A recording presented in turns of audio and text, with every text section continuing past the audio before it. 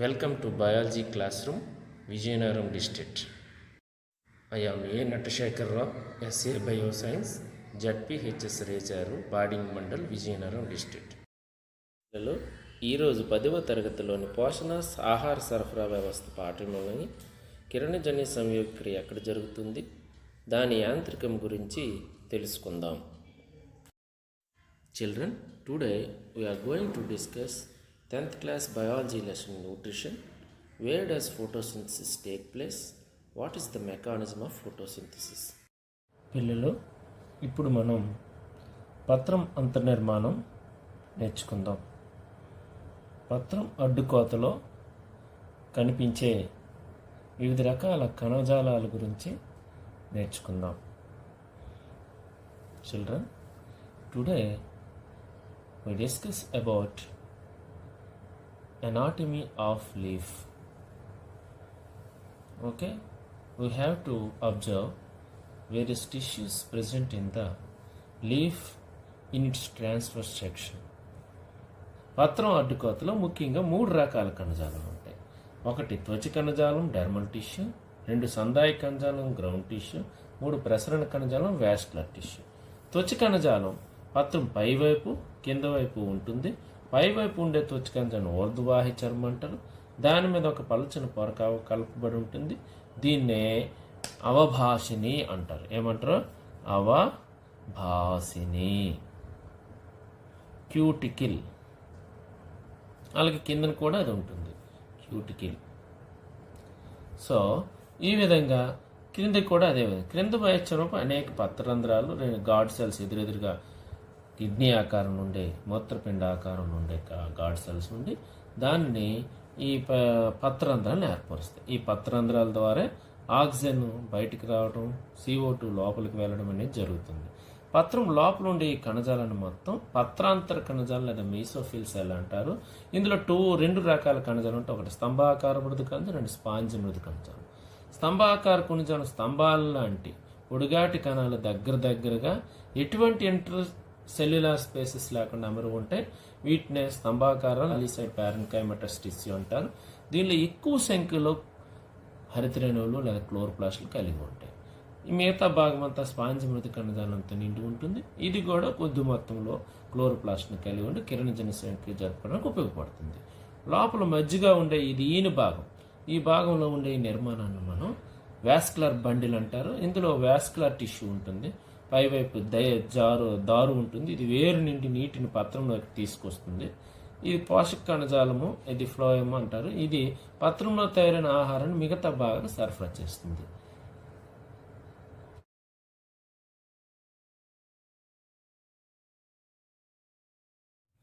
హరితరేణువు వృక్ష కణంలో మాత్రమే ఉండు కణాంగము. Chloroplast is and cell organelle which is present in only plant cells. మరియు హరితరేణువులో కిరణజన్య సంయోగక్రియ జరుగుతుంది కనుక హరితరేణువును కిరణజన్య సంయోగక్రియ జరుగు ప్రదేశంగా కూడా భావిస్తాం. Chloroplast also called as sites of photosynthesis because all the mechanism of photosynthesis is take place within the chloroplast. ఇప్పుడు అలాంటి హరితరేణువు యొక్క నిర్మాణం నేర్చుకుందాం. హరితరేణువు త్వచాలతో తయారైన ఒక కణాంగము. The chloroplast is a membranous structure. దానిని పట సహాయంతో ఏ విధంగా నేర్చుకోవాలి ఇప్పుడు చూద్దాం. ముందుగా ఒక అండాకారంగా ఉండే నిర్మాణాన్ని గీద్దాం.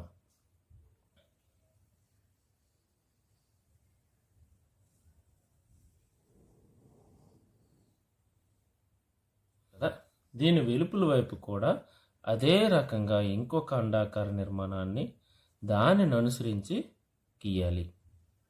హరితరేణువు యొక్క 2 త్వచాలు పూర్తవుతాయి. ఈ విధంగా ఈ రెండింటిని కూడా మెంబ్రేన్స్ అంటారు. These are 2 membranes. This is outer membrane and it is inner membrane. outer membrane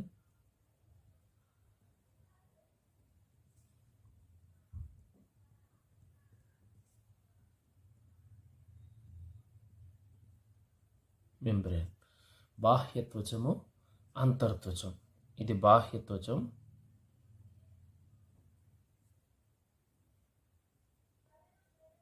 ఇది అంతర త్వచం. ఈ రెండు త్వచాలు, there are two layers, two membranes are enclosed entire chloroplast, semi-permeable to all needed materials for the photosynthesis.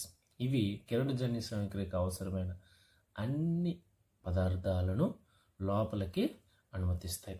హరితరేణువు లోపల ఉండే semi fluid liquid colloid స్టేట్లో ఉంటుంది. There is a semi fluid liquid and it is in colloid స్టేట్లో ఉంటుంది. ఈ యొక్క పదార్థాన్ని మనము ఆవర్ణిక అంటారు. The substances is called stroma. Stroma contain DNA, starch grains, ATP, ADP, inorganic phosphorus, NADP, and all enzymes which are useful in the process of photosynthesis. Stroma తనలో ATPని, NADPని, అకర్బన ఫాస్ఫరస్ను, డిఎన్ఏను మరియు కిరణజన్య సంయోగక్రియకు అవసరమైన అన్ని పదార్థాలను కలిగి ఉంటుంది. ఈ స్ట్రోమాలోనే కిరణజన్య సంయోగక్రియకు లోని నిష్కాంతి దశ జరుగుతుంది. దీన్ని తెలుగులో ఆవర్ణిక అంటారు. తెలుగులో ఆవర్ణిక స్ట్రోమా. అర్థమైంది కదా పిల్లలు? మరి స్ట్రోమా లోపల flat sac like membranous structures are present. They are called thylakoids. Stroma లోపల ఈ విధంగా బల్లపరుపుగా ఉండేటి ఒక తిత్తి వంటి నిర్మాణాలు ఉంటాయి. వీటిని మనము థైలకాయిడ్లు అంటారు. These thylakoids are arranged one over other. అంటే ఒకదానిపైన ఒకటి థైలకాయిడ్లు ఈ విధంగా ఒక స్టాక్గా అమరి ఉంటాయి, ఒక దొంతరలాగా అమరి ఉంటాయి. వీటిని అంతటినీ కలిపి మనం గ్రానం అంటారు. ఇదంతా కలిపి గ్రానం. దీన్నే గ్రానం థైలకాయిడ్ అని కూడా అంటారు. Okay, granum thylakoids. మరి ఇవి ఎలా ఉంటాయంటే మీకు ఒక లైవ్ ఎగ్జాంపుల్ మీకు చూపిస్తాను. చూడండి, మనం అందరం తింటూ ఉంటాం బిస్కెట్స్ కొన్ని. ఆ బిస్కెట్ చూస్తాను, ఈ విధంగా ఉంటుంది. ఫ్లాట్ సాక్ లైక్ స్ట్రక్చర్ ఈ విధంగా ఉంటాయి. ఇవి ఒకదానిపైన ఒకటి అమరు ఉంటే ఏ విధంగా ఉంటుందో ఈ విధంగా ఈ గ్రానం అనేది ఉంటుంది. అర్థమైంది కదా పిల్లలు? మరి ఈ థైలకాయిడ్ త్వచంలోనే కిరణజన్య సంయోగక్రియకి కావలసిన పత్రహరిత రేణువులు అమరి ఉంటాయి. మరి థైలకాయిడ్ అడ్డుకోత మనము చదివేటప్పుడు దాని గురించి పరిశీలిద్దాం. ఇప్పుడు ఈ థైలకాయిడ్ త్వచాలు, గ్రానం త్వచాలు, ఈ గ్రానం అనేవి ఒకదానికొకటి కనెక్ట్ చేయబడి This granum are interconnected with a membranous thylakoid is called stromal thylakoid. ఈ గ్రానం అనేది త్వచయుతమైన ఒక థైలకాయిడ్తో కలపబడి ఉంటుంది. దీన్నే మనము ఆవర్ణిక థైలకాయిడ్ అని అంటారు. దీన్ని స్ట్రోమల్ థైలకాయిడ్ అని కూడా అంటారు. మరి హరితరేణువు లోపల తయారైన ఆహార పదార్థాలు స్టార్చ్ రూపంలో ఉంటుంది. దీన్నే పిండి పదార్థం అని కూడా అంటారు. అదేవిధంగా హరితరేణులో ఏకపోచ్ డిఎన్ఏ కూడా ఉంటుంది. డిఆక్సీ రైబో న్యూక్లిక్ యాసిడ్ డిఎన్ఏ కూడా ఉంటుంది. మరి డిఎన్ఏ ఉంటుంది కదా, మరి హరితరేణువు తాలూకు నిర్మాణం అర్థమైంది అనుకుంటాను. హరితరేణువు నిర్మాణం గురించి తెలుసుకున్నాం కదా. మరి ఇప్పుడు హరితరేణువులో పత్రహరితపు అణువులు ఎక్కడ ఉంటాయి, ఎలా అమరి ఉంటాయి, పత్రహరితపు యొక్క నిర్మాణం ఏ విధంగా ఉంటుందో మనం ఇప్పుడు తెలుసుకుందాం. హరితరేణువులో పత్రహరితపు అణువులు ఈ థైలికాయిడ్ త్వచం పైన అమరి ఉంటాయి. మరి ఈ థైలికాయిడ్ త్వచం పైన అనేక పత్రహరిత అణువులు ఏ విధంగా అమరు ఉంటాయో చిన్న పట సహాయంతో మరియు చిన్న మోడల్ సహాయంతో మనం అర్థం చేసుకునే ప్రయత్నము చేద్దాం. Children, now we discuss about of thylakoid, we have to explain how the chlorophylls are arranged in the chloroplast. Okay, this is a thylakoid. This is a thylakoid. Thylakoid is a membranous, flat membranous sac-like structure which is present in the stroma. స్ట్రోమాలో ఉండే ఈ ఒక్క thylakoid ఇది అనుకుందాం. So ఈ thylakoid యొక్క అడ్డుకోత మనం కోద్దాం. The transfer section of thylakoid, this flat like structure. So ఈ విధంగా మనం చూపించినట్టయితే ఇది థైలకాయిడ్ అడ్డుకోత కోసినట్టు అవుతుంది. ఈ లోపల ఉండే ఈ ఖాళీ ప్రదేశం ఈ మధ్యలో ఉంటుంది కదా, దీనిని మనము అవకాశిక అంటారు. ఏమంటారు? అవకాశిక. ఇంగ్లీష్లో ల్యూమెన్. అంటే థైలకాయిడ్ని అడ్డుకోత కోస్తే లోపల ఉండే ఖాళీ ప్రదేశం అవకాశిక అంటారు. ఇది ఇందాక మనం ఒక మోడల్గా ఒక బిస్కెట్ చూపించాను కదా థైలకాయిడ్ అని. ఈ థైలకాయిడ్ని అడ్డంగా కోస్తే ఈ విధంగా కనిపిస్తుంది. చూడండి, ఈ విధంగా కనిపిస్తుంది కదా. ఇక్కడ కనిపిస్తున్న ఈ బ్రౌన్ పార్ట్ ఏదైతే ఉందో, చుట్టూతో ఉండే బ్రౌన్ పార్ట్ ఏదైతే ఉందో దాన్ని థైలకాయిడ్ మెంబ్రేన్ వాల్ లేదా మెంబ్రేన్ అని అంటారు. ఈ చుట్టూతో ఉండే బ్రౌన్ పార్ట్ని ఏమంటారు? థైలకాయిడ్ త్వచం. ఈ లోపల ఉండే ఖాళీ ప్రదేశం బ్లాక్ కలర్లా కనిపిస్తుంది. అందులో ఒక క్రీమ్ కలిగి ఉంది ఇక్కడ ఈ బిస్కెట్లోనైతే. మరి ఈ ఖాళీ ప్రదేశాన్ని మనం ఇక్కడ అవకాశిక ల్యూమెన్ అని అన్నాం. ఈ లోపల క్రీమ్ ఉంది కదా, ఆ ప్లేస్లో ఇక్కడ వాటర్ ఉంటుంది. ఏముంటుంది? వాటర్, నీరు, H2O ఉంటుంది. అక్కడ ఏముంటుంది? H2O ఉంటుంది. మరి థైలకాయిడ్ త్వచం లోపల పత్రహరిత అణువులు ఉంటాయని తెలుసుకున్నాం కదా. మరి అవి ఏ విధంగా ఉంటుందంటే 250 నుండి 400 వరకు పత్రహరిత అణువులు కలిసి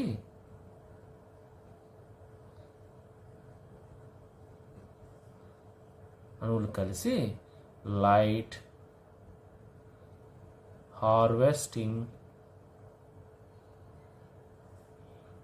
కాంప్లెక్స్ని ఏర్పరుస్తాయి. దీన్నే LHC అంటారు. ఏమంటారు? LHC. దీన్ని తెలుగులో కాంతి శోషణ సముదాయాలు అంటారు. ఏమంటారు? కాంతి శోషణ సముదాయం. అవి ఏ విధంగా మీరు ఉంటాయంటే దాదాపుగా ఇలా అన్నీ కలిసి ఒక దగ్గర ఒక సముదాయంగా ఉంటాయి. అలాగే ఇక్కడ ఒక సముదాయం, అదే ఇక్కడ ఒక కాంతి శోషణ సముదాయం, ఇక్కడ ఒక కాంతి శోషణ సముదాయం. ఈ విధంగా అనేక కాంతి శోషణ సముదాయాలు లేదా లైట్ హార్వెస్టింగ్ కాంప్లెక్సెస్ అనేవి ఈ థైలకాయిడ్ త్వచంలో అమరి ఉంటాయి. ఇప్పుడు అర్థమైందా? ఇవన్నీ కూడా ఏంటివి? కాంతి శోషణ సముదాయాలు, సముదాయం, దీన్నే లైట్ హార్వెస్టింగ్ కాంప్లెక్స్ అంటారు. ఇందులో ఏముంది? క్లోరోఫిల్ అణువులు ఉన్నాయి. ఎన్ని ఉన్నాయి? 250 నుండి 400 వరకు ఉన్నాయి. 250 నుంచి 400 వరకు ఈ క్లోరోఫిల్ అణువులు కలిగి ఉంటుంది. మరి క్లోరోఫిల్ అణువులు ఎలా ఉంటాయి? అవి అందులో ఉండే ముఖ్యమైన అణువులు ఏమైనా మూలకాలు ఉన్నాయా అనేది మనం ఇప్పుడు చూద్దాం. క్లోరోఫిల్ అణువులో ప్రధానంగా మెగ్నీషియం అనే ఒక మూలకము ఉంటుంది. మరి క్లోరోఫిల్తో పాటు హీమోగ్లోబిన్ అనే పదార్థం మనకు తెలుసు, మన రక్తంలో ఉంటుంది. ఈ హీమోగ్లోబిన్లో ఉండే ఈ హీమ్ అనే ఒక ప్రోటీన్లు కూడా క్లోరోఫిల్ యొక్క నిర్మాణాన్ని సరిపోలి ఉంటుంది. కానీ ఒకటే తేడా, ఇందులోని ఐరన్ లేదా ఫెర్రస్ మూలకం ఉంటుంది.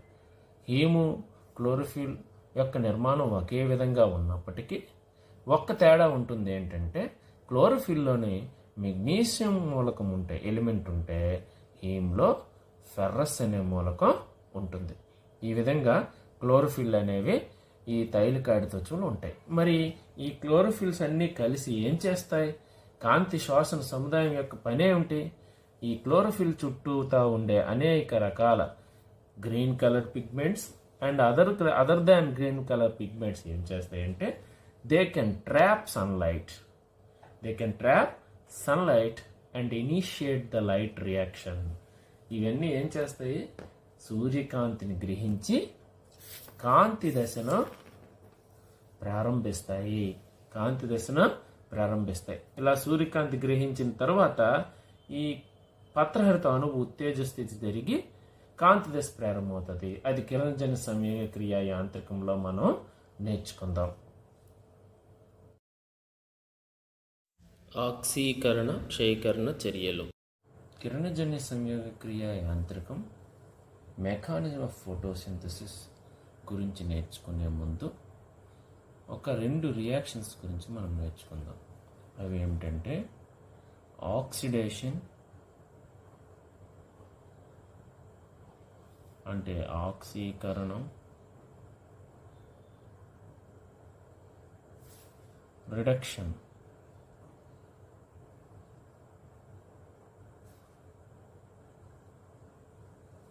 అంటే క్షయీకరణం చర్యలు. ఆక్సీకరణ చర్యలు, క్షయీకరణ చర్యలు, ఈ 2 రియాక్షన్స్ గురించి మనం కూలంకషంగా నేర్చుకుందాం.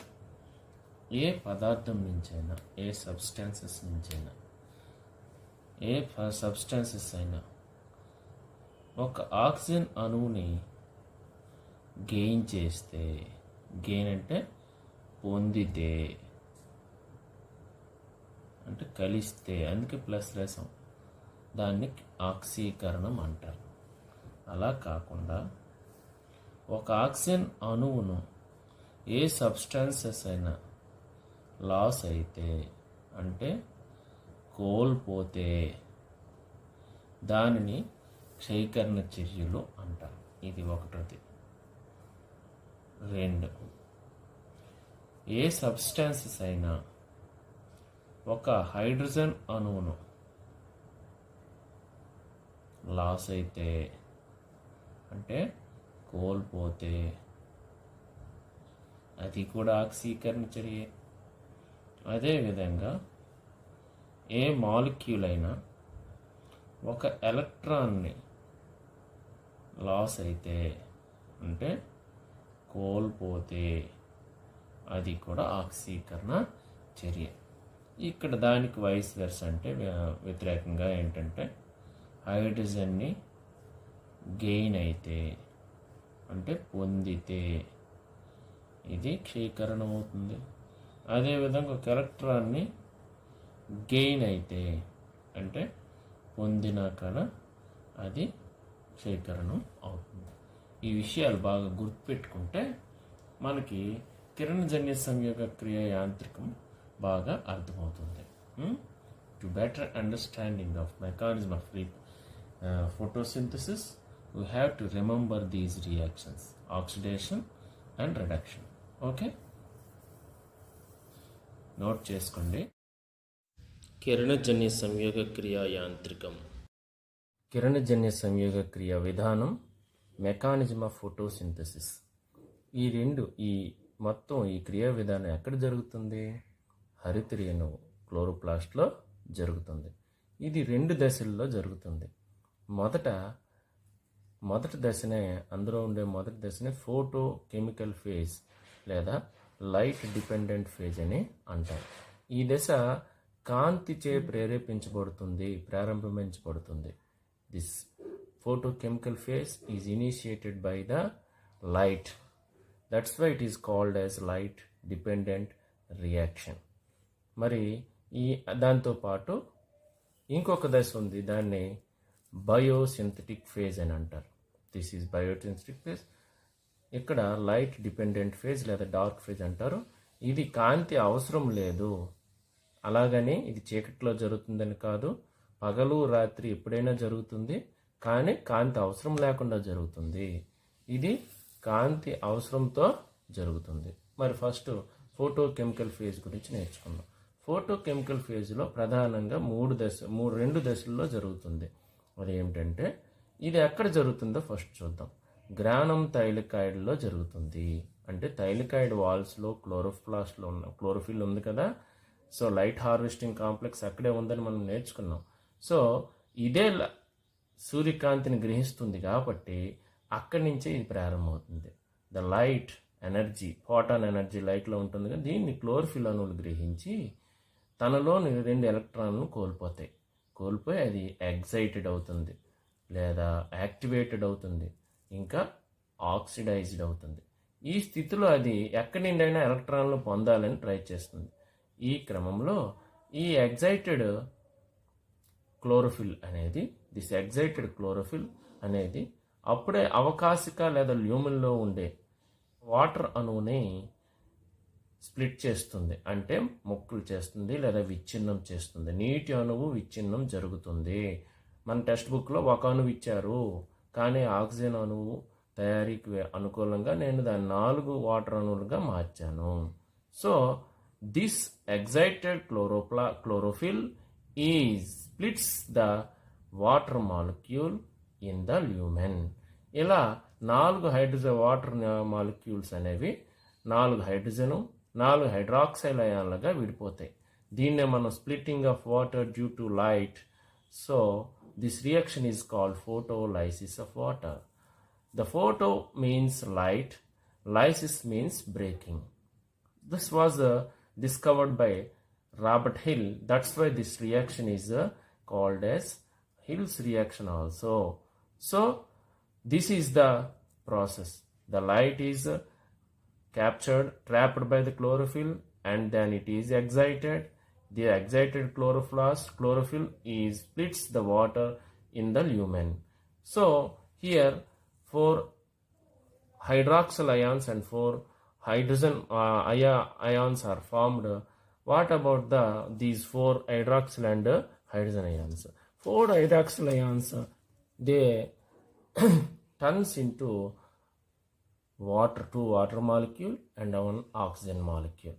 అనేక చర్యల అనంతరము 4 హైడ్రాక్సిల్ అయాన్లు 2 నీటి అణువులుగాను మరియు 1 ఆక్సిజన్ అణువుగా విడిపోతుంది. ఈ ఆక్సిజనే మన హరితరేణు నుంచి బయటకు వచ్చి వాతావరణంలోకి విడుదల చేయబడుతుంది. అదేవిధంగా మరి ఈ హైడ్రోజన్ అయాన్స్ ఏమవుతాయి? ప్రతి హైడ్రోజన్ అణువులో కూడా, ఒక పరమాణువులో 4 హైడ్రోజన్ ప్రోటాన్లు 4 ఎలక్ట్రాన్లు ఉంటాయని తెలుసు. ఈ ఎలక్ట్రాన్స్ని ఈ కోల్పోయిన క్లోరోఫిల్ తీసుకుంటుంది, అందుకే కదా ఇది స్ప్లిట్ చేసింది. మరి ప్రోటాన్లు ఏమవుతాయి? ఈ 4 ప్రోటాన్లు ల్యూమెన్లో దాని యొక్క గ్రేడియంట్ ఇంక్రీజ్ అవుతుంది. The gradient of protons are increase in lumen. So ఇప్పుడు ఎప్పుడైతే గ్రేడియంట్ గాఢత ఎక్కువైందో, అధిక గాఢత నుండి హయ్యర్ గ్రేడియంట్ నుండి లోవర్ గ్రేడియంట్ అంటే స్ట్రోమాలో తక్కువ ప్రోటాన్లు ఉంటాయి. ఈ మధ్యలో ఉండే త్వచం ఉంది కదా, థైలికాయిడ్ త్వచం ద్వారా ఇవి చాలా the protons are forcefully pushed out from the lumen to stroma. ఫోర్స్గా ఇవి బయటికి నెట్ వేయబడతాయి. ఈ నెట్ వేయబడినప్పుడు వచ్చిన శక్తిని వినియోగించుకొని స్ట్రోమాలో ఉండే ఏడిపి ఎడినోసిన్ డైపాస్పేట్ ఒక ఇనార్గానిక్ ఫాస్ఫరస్తో కలిసి ఒక ఏటీపీగా తయారవుతుంది.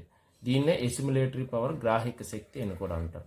అదేవిధంగా హైడ్రోజన్లు బయటకు వచ్చాయి కదా, అప్పుడు అక్కడ ఉండే ఎన్ఏడిపి అనేది హెచ్ని తీసుకొని క్షయీకరణం చెందుతుంది, రెడ్యూస్ అయ్యి అది కూడా NADPH nicotinamide adenine dinucleotide phosphate, దీన్నే క్షయీకరణం చెందిన నికోటినమైడ్ అడినిన్ డైన్యూక్లియోటైడ్ ఫాస్ఫేట్గా మారుతుంది. ఈ రెండింటిని గ్రాహిక శక్తులు అంటారు.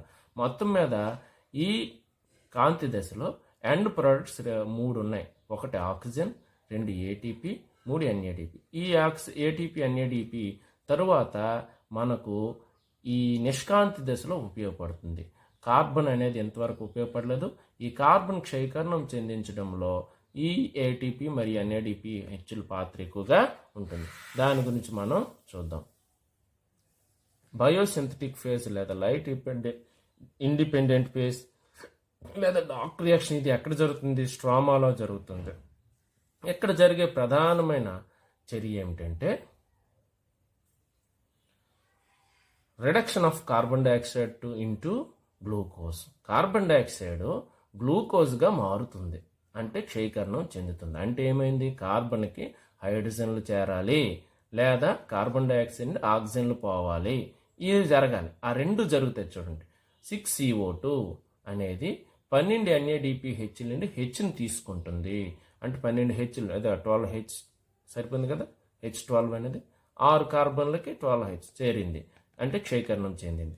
అదేవిధంగా ఇక్కడ 12 ఆక్సిజన్లు ఉన్నాయి. ఇవి 6 బయటకు కోల్పోయి ఇవేమైంది? వాటర్ 6 మారింది. అంటే ఆక్సిజన్ కోల్పోయి హైడ్రోజన్ చెరిగింది కాబట్టి ఆక్సీకరణం చెందింది. ఇప్పుడు కొత్తగా బంధాలు ఏర్పడాలి కాబట్టి ఆల్రెడీ ఎసిమిలేటరీ పవర్స్లో ఉండే ఏటీపీ తనలో ఉండే శక్తిని ఈ బంధాల కోసం ఉపయోగించుకొని ఏడీపీ మరియు ఇనార్గానిక్ ఫాస్ఫరస్గా మారిపోతుంది.